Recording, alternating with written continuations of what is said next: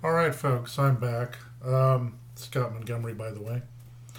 We're going to talk now about the Group B people.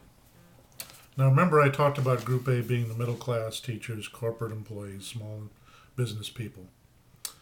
Well, Group B people, that was Group A, by the way. Group B, we're going to talk about Group B. Billionaire investors. That would be CEOs, huge lobbying firms, trade union representatives, government officials such as our Congress and our Senate.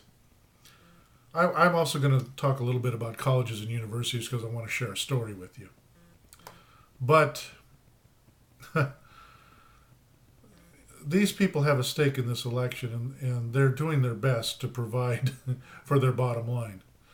Now, it's interesting to me that many of these CEOs, and remember, I'm going to talk about the McCain plan now, are thought to be linked to his plan because he favors a tax reduction for all of them.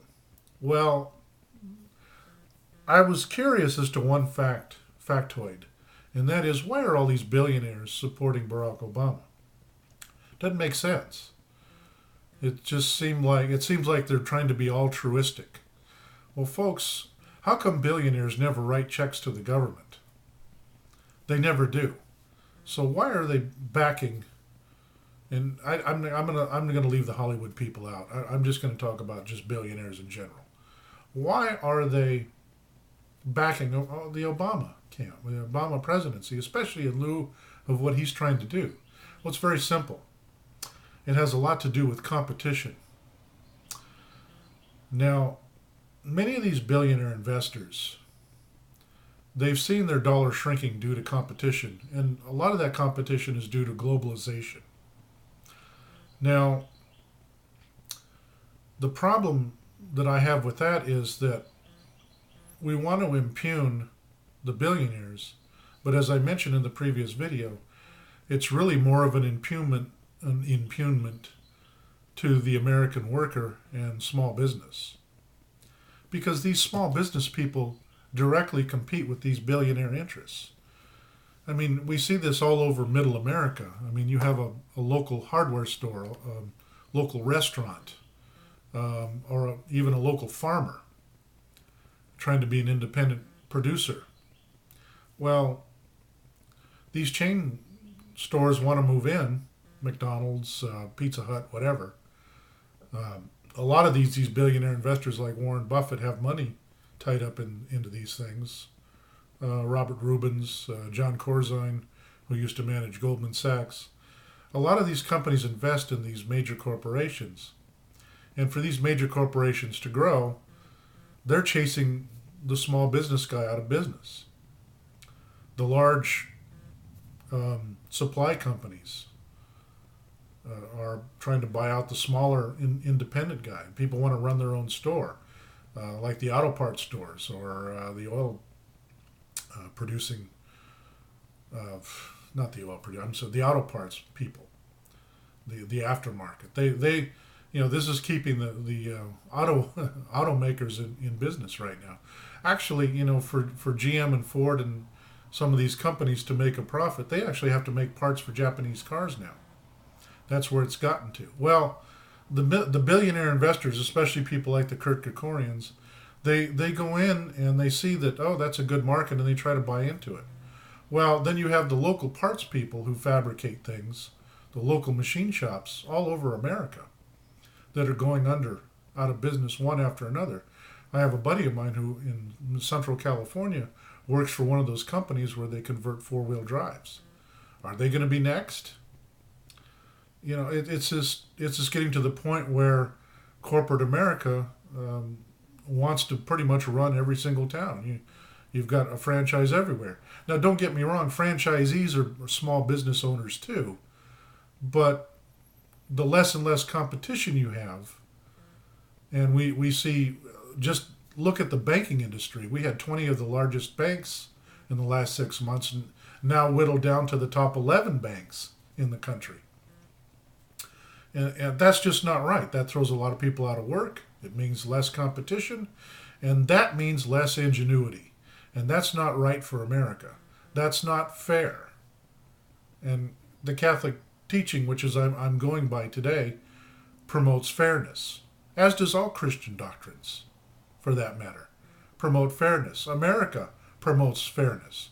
Our Constitution is based on that. Well, folks, trade unions are working in the same direction. I was going to tell you a story about my professor, and this is where trade unions have gone. Remember when trade unions were representatives of the people who were actually in the union? Teachers had teachers in the union, running the union, because they understood teaching issues. The same is true with auto workers. The same is true with, well, any of the pensions, airline workers, you name them. Now that's not true. Lawyers run them. And when lawyers run them, guess what? Lawyers get the money. The benefits don't trickle down to the union employee. They really don't. I've got many examples of that, but I don't have a lot of time to share them with you. What I am going to share with you is my own professor here at the college. He's an adjunct. And he teaches 2 or 3 classes. He makes about $2,700 for each class he teaches per semester. The union rep wants to come in and unionize them. They want to give them a 3-4% increase, give them some benefits, what have you, which is a nice package, but at a cost of $950 per semester. Well, folks, if you went out, a lot of adjunct professors, not a lot of young ones, but a lot of older ones are people who already have retirement and have benefits. So they're not interested in that. He happens to be one of them. The younger worker is using the adjunct to get experience and eventually get hired on and get the benefits. So this is something that's of greater cost, and you figure out and calculate what's happening here. And we'll talk about healthcare in a minute and why this is a bad idea, or why this particular plan, unionization, is a bad idea. Because the union actually makes more money, and the teacher in this case makes less money. That's why he told them no. So Group B people are the ones that, and I don't even need to tell you, there's so many corrupt congressmen and senators in the news nowadays that are making money off of these failed companies while people are getting unemployed. And they're making hundreds of thousands of dollars off of that, off of these failed companies. So, that's something that we're all familiar with. But these other issues, the trade unions and the billionaire investors, are things that you don't see in the media. And they need to be talked about.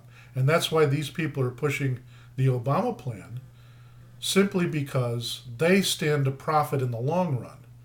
And the trade unions in particular, if we have open elections and people are forced or bullied into unionizing themselves just to keep their job, folks, that's not America. That's the Soviet Union. That's a tactic straight out of Nazi Germany even.